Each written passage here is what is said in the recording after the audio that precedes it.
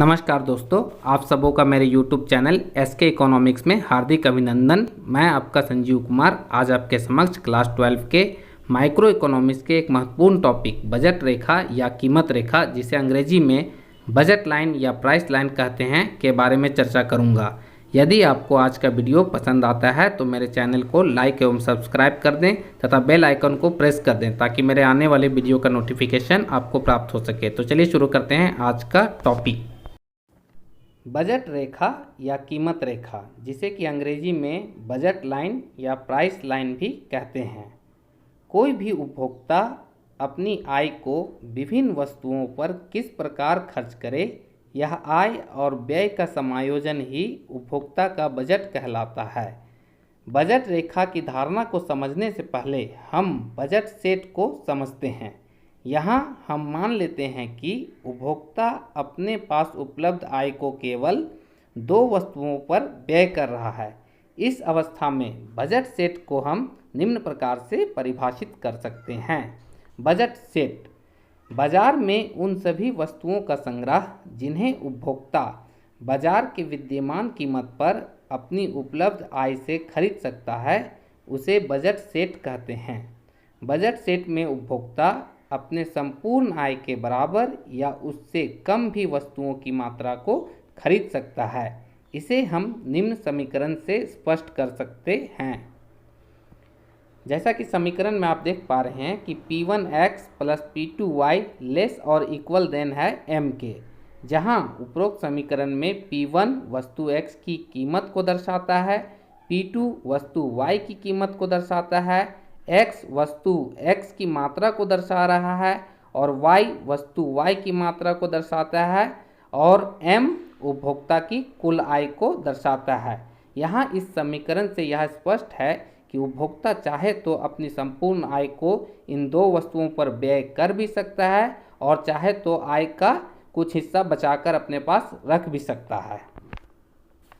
अब हम लोग बजट रेखा या कीमत रेखा को समझते हैं।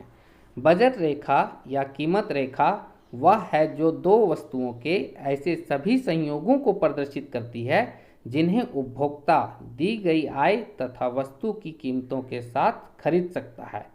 यह उन सभी बंडलों का प्रतिनिधित्व करती है जिन पर खर्च करने के बाद एक उपभोक्ता की संपूर्ण आय खत्म हो जाती है। इसे हम निम्न समीकरण द्वारा व्यक्त कर सकते हैं। P1x plus P2y is equal to M है। यहाँ पर P1x और प्लस P2y बराबर M कहने का अर्थ यह हुआ कि उपभोक्ता दो वस्तुओं पर अपनी आय को इस प्रकार से खर्च कर रहा है कि दोनों वस्तुओं की मात्रा को खरीदने के बाद उपभोक्ता की संपूर्ण आय खत्म हो जाती है। बजट रेखा को हम एक उदाहरण के द्वारा भी समझ सकते हैं।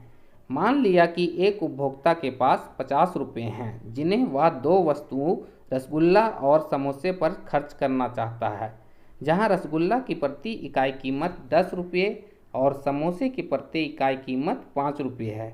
इस स्थिति में उपभोक्ता के वे बजट बंडल जहां संपूर्ण आय खत्म हो जाती है निम्न तालिका के अनुसार होगी। जैसा कि आप तालिका में देख पा रहे हैं कि इसमें 3 कॉलम बनाए गए हैं। प्रथम कॉलम में वस्तु के संयोग को दर्शाया गया है, दूसरे कॉलम में रसगुल्ला जिसे कि हम x वस्तु भी कह सकते हैं और तीसरे कॉलम में समोसा जिसे y वस्तु भी कहते हैं। यहाँ संयोग A B C D E F में उपभोक्ता किसी भी संयोग का चयन करेगा तो उसकी संपूर्ण आय खत्म हो जाएगी। जैसा कि आप उदाहरण से स्पष्ट है कि आप देख सकते हैं कि उपभोक्ता जब A संयोग का चयन करता है तो वह रसगुल्ला की 0 इकाई का उपभोग करेगा और समोसा की कीमत 5 रुपये प्रति इकाई थी, इसलिए वह संपूर्ण समोसा के 10 इकाइयों का उपभोग कर पाने में सक्षम होगा। इसी प्रकार बाकी संयोग B C D E F में भी उपभोक्ता की संपूर्ण आय खत्म हो जाती है और वह रसगुल्ला और समोसा की अलग अलग इकाइयों का उपभोग करता है। इन सारे संयोगों को यदि हम एक रेखाचित्र के द्वारा प्रदर्शित कर दें तो वह रेखाचित्र ही हमारा बजट रेखा या कीमत रेखा कहलाता है, जिसे हम निम्न प्रकार से दर्शा सकते हैं। जैसे कि आप चित्र में देख पा रहे हैं कि रसगुल्ला की इकाइयों को OX अक्ष पर तथा समोसे की इकाइयों को OY अक्ष पर दिखाया गया है। यहाँ पर combination A, B, C, D, E और F से जो रेखा मिलाए हैं वह रेखा हमारी बजट रेखा है। यहाँ A, B, C, D, E या F ये वैसे बिंदु हैं जहाँ पर उपभोक्ता जब अपनी राशि को खर्च करता है तो उसकी संपूर्ण आय खत्म हो जाती है। इन F बिंदु से नीचे एक बिंदु G है। G पर उपभोक्ता यदि खर्च करेगा तो निश्चित रूप से उसकी संपूर्ण आय खत्म नहीं होगी, बल्कि उसके पास आय का एक हिस्सा बचा रहेगा। और ठीक कीमत रेखा के ऊपर एक बिंदु H है और इस H बिंदु के पास उपभोक्ता के लिए पहुंचने की शक्ति नहीं है, अर्थात उसकी आय कम होती है। इसलिए यहाँ पर A, B, C, D, E, F संयोग से जो रेखा खींची गई है वह उपभोक्ता की बजट रेखा है। इसे हम लोग कीमत रेखा भी कहते हैं। बजट रेखा की ढाल, slope of budget line. Budget रेखा की ढाल दो वस्तुओं की कीमतों का अनुपात होता है। इसे हम लोग -del y/del(x) = P1/P2 के रूप में भी व्यक्त करते हैं। अब हम लोग देखते हैं कि बजट रेखा का खिसकाव, shifting of budget line. Budget रेखा में विवर्तन या खिसकाव निम्न 3 कारणों से हो सकता है। पहला कारण है कि जब वस्तु x की कीमत में परिवर्तन हो, दूसरा जब वस्तु y की कीमत में परिवर्तन हो और तीसरा जब उपभोक्ता की आय में परिवर्तन हो। अब इसे हम लोग एक एक करके समझेंगे।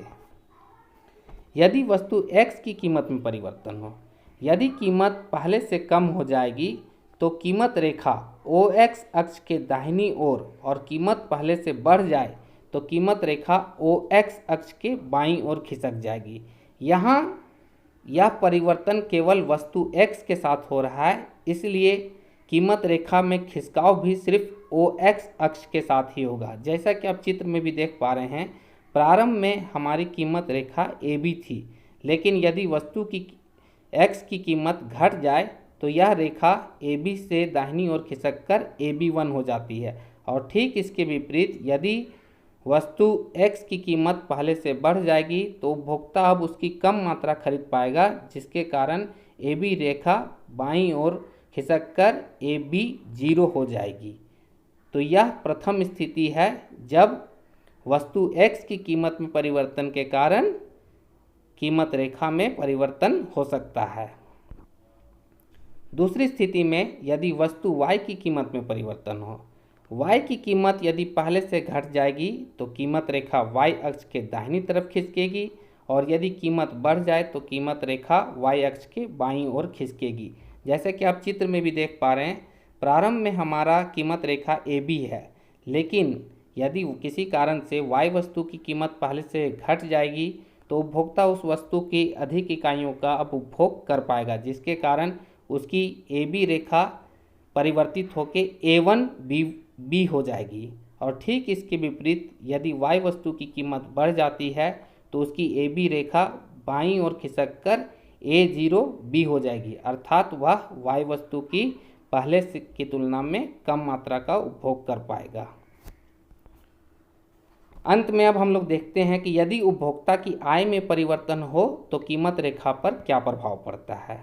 यदि उपभोक्ता की आय पहले से बढ़ जाएगी तो निश्चित रूप से वह दोनों वस्तुओं की पहले की तुलना में अधिक मात्रा को खरीद पाएगा, जिसके कारण उसकी रेखा AB से दाहिनी ओर खिसककर A1B1 हो जाती है।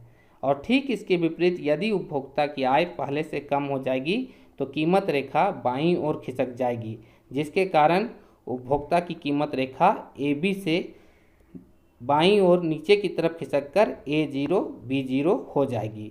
तो इस प्रकार से कीमत और आय उपभोक्ता की बजट रेखा को परिवर्तन करने में अपनी महत्वपूर्ण भूमिका अदा करता है। आज का वीडियो देखने के लिए आप सबों का बहुत बहुत धन्यवाद।